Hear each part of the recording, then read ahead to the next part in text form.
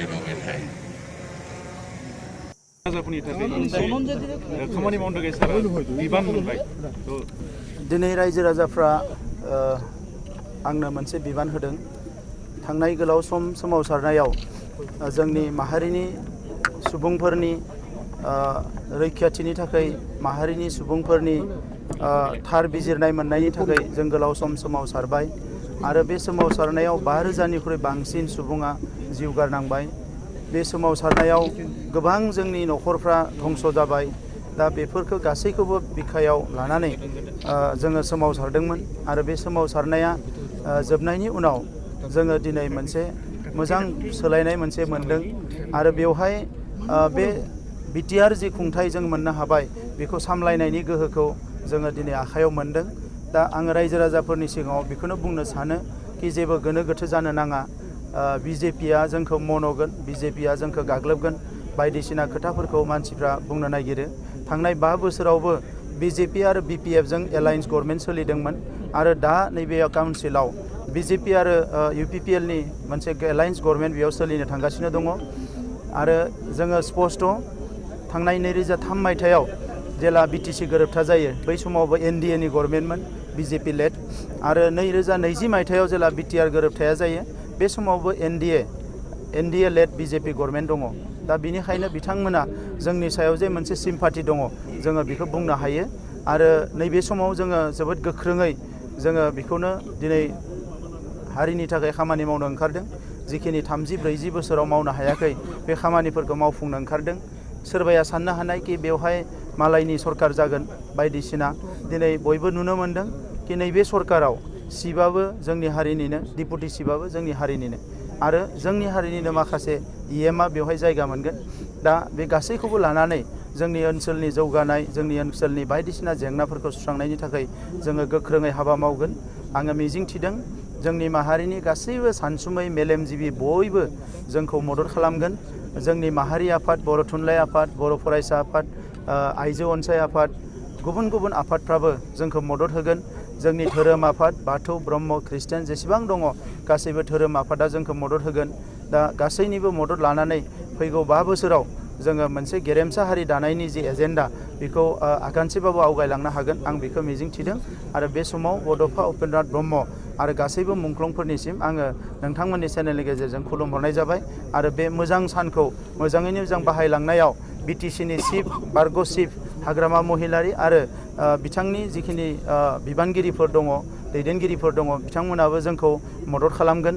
बे गासैखौबो मिजिं थिनानै आं नोंथांमोननि सिगाङाव बेखिनिखौनो बुंनाय जाबाय অতীতটো সকলৰ কাৰণে এটা নষ্টালজিয়া হয় আৰু এইটো বহুত অলপ মানে কঠোৰ হয় তো সেইকাৰণে এই সময়ত অতীতটো নুখুদাই ভাল কাৰণ ইতিমধ্যে কাম কৰিবলৈ এটা মন ঠিক কৰিছোঁ বিটিআৰ বাকী ৰাইজে মোৰ নিচিনাকৈ হাজাৰ হাজাৰ যুৱকসকলে যথেষ্ট কষ্টত আছে আৰু এই কষ্টৰ কাৰণটো বা দোষটো আমাৰ যুৱকসকলৰ নহয় তেখেতসকলৰ পেৰেণ্টৰ নহয় আমাৰ সামাজিক যি অৱস্থা সেইটো আজি নহয় চেঞ্চুৰীৰ পৰা আমাৰ মানৱ জাতিটো তেনেকুৱা এটা সংগ্ৰামৰ সন্মুখীন হৈ আহিছে আৰু আজিও সেই সংগ্ৰামটো শেষ হোৱা নাই গতিকে আজিও খুব হাজাৰ হাজাৰ ছাত্ৰ ছাত্ৰী আছে যোনে ভালকৈ কিতাপ পঢ়িবলৈ সুযোগ নাপায় ভালকৈ কিবা এটা বিচাৰিলে খাবলৈ নাপায় ভাল পিন্ধিবলৈ নাপায় উৰিবলৈ নাপায় তেনেকুৱা বহুত আমাৰ ছাত্ৰ ছাত্ৰী যুৱ যুৱতীসকল আছে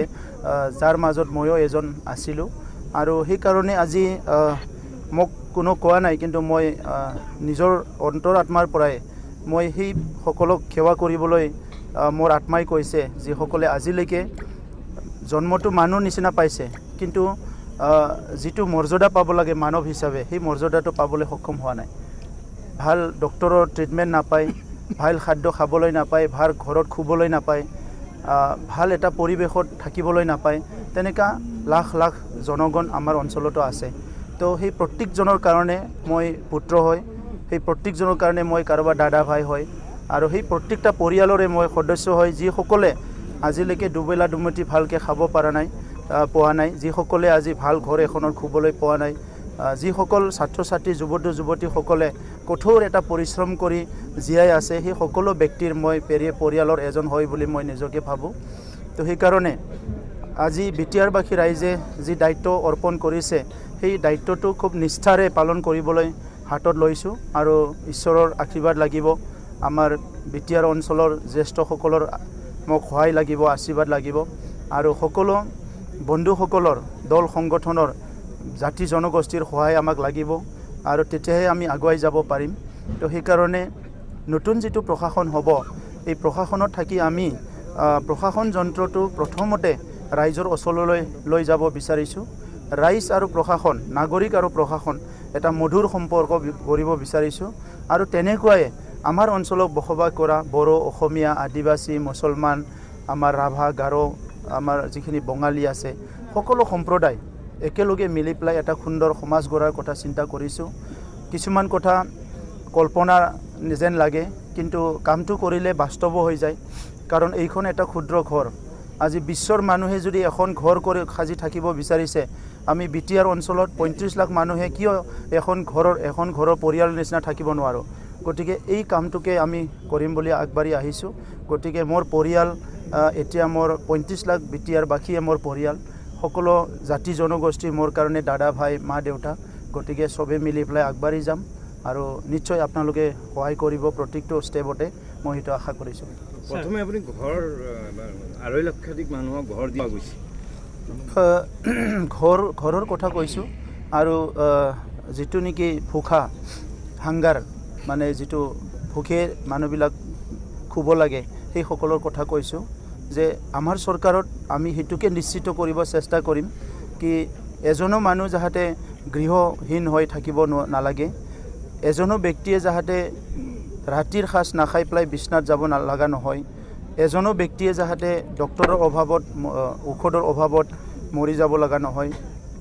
এজনো শিশুৱে যাতে শিক্ষা গ্ৰহণৰ পৰা বঞ্চিত হ'ব লগা নহয়, এজনো নিবনুৱাই যাতে সংস্থাপনৰ পৰা বঞ্চিত হ'ব লগা নহয়। এইখিনি কাম আমি কৰিবলৈ ইচ্ছা প্ৰকাশ কৰিছোঁ আৰু ইয়াৰ কাৰণে কিছুমান প্ৰজেক্ট মডেলিটি আমি অলৰেডি বনাই লৈছোঁ নিজৰ মনত আৰু সেইকাৰণে নিৰ্বাচনত কৈছিলোঁ কি বছৰত 1 লাখ কৰি 5 বছৰত 5 লাখ সংস্থাপন দিম। এইবিলাক কাম আমি এতিয়া হাতত ল'ম আৰু অহা সপ্তাহৰ পৰাই আমি সকলো জনগোষ্ঠীক এটা জনগোষ্ঠীৰ যিমানখিনি সংগঠন আছে সকলোকে মাতি আলোচনা কৰিম আমাৰ অফিচত কি কোনটো জনগোষ্ঠীৰ কি সমস্যা আছে,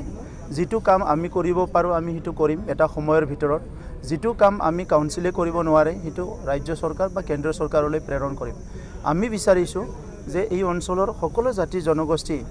শান্তি সম্প্ৰীতি নিৰাপত্তাৰ মাজত থাকিব লাগে আৰু সুখী হৈ থাকিব লাগে আৰু কোনো ভাষা সংস্কৃতি যাতে এলাগি নহয়, ইয়াৰ কাৰণে আমি চেষ্টা কৰিম। কাৰণ বিশ্বত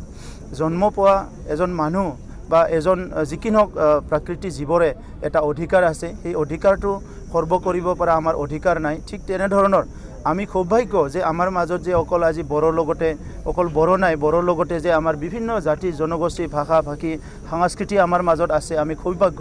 ইমান সুন্দৰ এটা ফুলনিত আমি আছোঁ। চ' এই ফুলনিটো শ্লোগান নহৈ পেলাই প্ৰত্যেকটো ফুলত আমি পানী ঢালিব বিচাৰিছোঁ, প্ৰত্যেকটো ফুল যাতে ভাল এটা ফুলিব পাৰে তেনেকুৱা এটা কাম কৰিবলৈ ওলাইছোঁ। গতিকে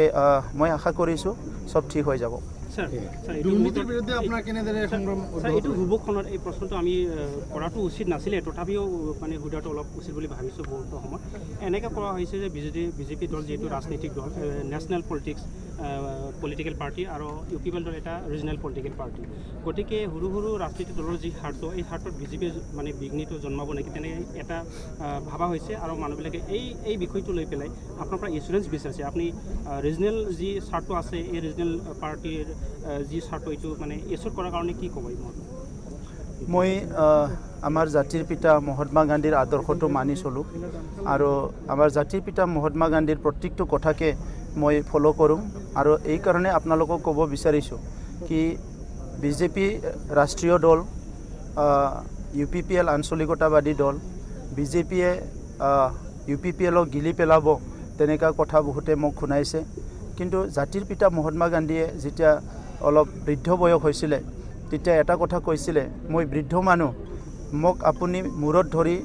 আপোনাৰ ভৰিত লগাই দিব পাৰে কিন্তু মোৰ আত্মাৰে মোক মানে আপুনি হাৰাব নোৱাৰে বা আপুনি কাৰো মানে এইটো হ'ব নোৱাৰে তো আজি আপুনি যদি নিদিয়ে আপুনি যদি আপোনাকে সাৰেণ্ডাৰ কৰি নিদিয়ে আপুনি যদি আপোনাকে এৰি নিদিয়ে তো আপোনাক কোনো গিলিব নোৱাৰে আৰু আজি যিটো ইয়াত এটা এলায়েন্স হৈছে UPPL BJP আৰু GSP আমাৰ আলোচনাত এই কথাই আলোচনা হৈছে কি এইটো ক্ষমতা লোৱাৰ কাৰণে নহয় ৰাইজক সেৱা কৰাৰ কাৰণে বিটিয়াৰ বাকী ৰাইজক সেৱাৰ কাৰণে এই এলায়েন্স আৰু আমি আজি ঐতিহাসিক দিন যে বড়ো অবড়ো আমাৰ সংগ্ৰাম হৈ গ'ল আন্দোলন হৈ গ'ল বিভিন্ন পৰিৱেশ হৈ গ'ল ইয়াৰ পিছত যে আজি অবড়ো শ্লোগান লৈ যি নৱশৰণীয়া ডাঙৰীয়াই এটা ৰাজনৈতিক আৰম্ভ কৰিছিলে তেখেতে আজি আমাৰ লগত একে গঠবন্ধনত একে এলায়েন্সত মিলিত হ'ল আৰু এতিয়া বড়ো অবড়ো বুলি কথা নাই সেইটো আমাৰ কাৰণে ডাঙৰ কথা আৰু সকলোৱে মিলি আমি আগবাঢ়ি যাব পাৰিম গতিকে ইয়াত আমাৰ তাত অন্তত এতিয়ালৈকে গিলাগিলিৰ অংক নাই এতিয়া সবে কাম কৰিবলৈ আহিছে ইতিমধ্যে ডক্টৰ হিমন্ত বিশ্ব শৰ্মা ডাঙৰীয়াই সুন্দৰকৈ কৈ গৈছে সৰ্বানন্দ সোণোৱাল ডাঙৰীয়াই সুন্দৰকৈ কৈ গৈছে কি আমাক সকলো দিশৰ পৰা সহায় কৰিব আৰু আমাৰ যিটো এতিয়া UPPLৰ BJP আৰু GSPৰ যিটো মিলিজুলি চৰকাৰ ইয়াত নৰেন্দ্ৰ মোদী ডাঙৰীয়াৰ আশীৰ্বাদ আছে ইয়াত আপোনাৰ অমিত শ্বাহ ডাঙৰীয়াৰ আশীৰ্বাদ আছে আৰু আমি সবে মিলি পেলাই আমাৰ প্ৰধানমন্ত্ৰী আৰু গৃহমন্ত্ৰীৰ আশীৰ্বাদ লৈ পেলাই আমাৰ অঞ্চলটো আগুৱাই লৈ যোৱাৰ কাৰণে আমি কিছুমান আঁচনি তৈয়াৰ কৰিছোঁ আৰু সেই আঁচনিবোৰত তেখেতসকলৰ নিশ্চয় এটা উদ্যোগ থাকিব বা সহানুভূতি থাকিব সেইটো মই আশা কৰিছোঁ